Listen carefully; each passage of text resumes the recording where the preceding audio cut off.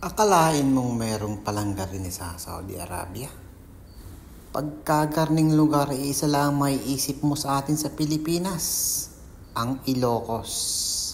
Pero ito, naiba, napakaganda. At alam po ba kung saan ito matatagpuan? Ay dine sa Jeddah, Saudi Arabia. Pagkakaganda pala dine. Gusto mong makita?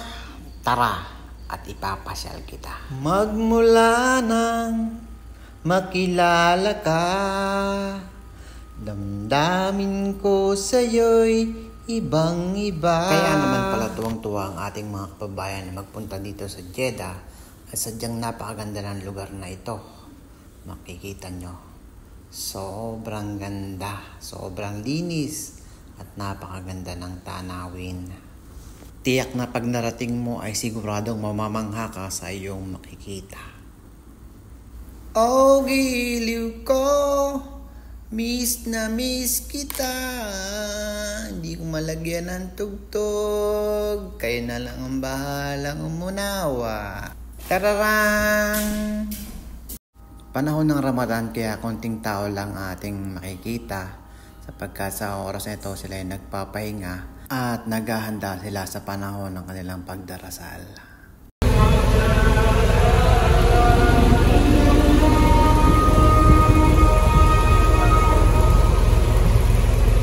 Mashallah.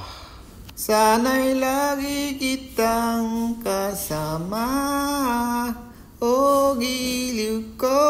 Ang mga tindahan dito ay pansamantalang sarado sa oras ng pagsasala. At habang kami naghihintay ng pagbubukas ng mga tindahan ay kami naglibot-libot hanggang sa makita nga namin ang napakagandang tanawin na ito dito sa Jeddah.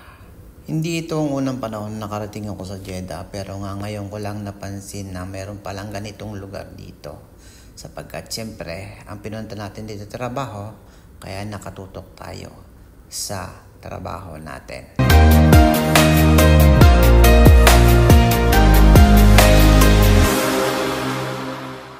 Kabayan Supermarket, yan ang tindahan nating inaantay na magbukas.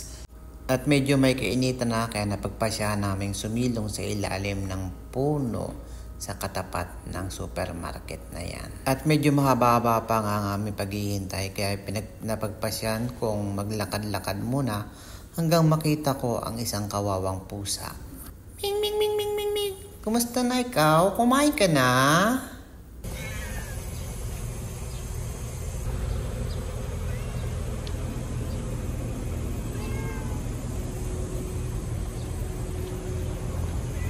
Kawawa naman si Mingming. Nag-iisa-isa lang siya dito.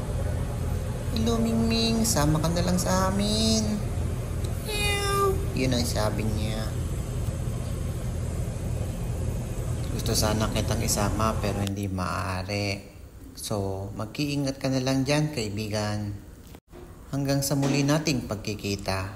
Kahit konting pagtingin, kung manggagaling sa'yo, ay labis ko ng ligaya dahil sa ikaw ay mahal ko. Ayan, at magbubukas na nga uli ang tindahan. So, hanggang sa susunod, please subscribe para naman ganahan ako mag-upload sa susunod.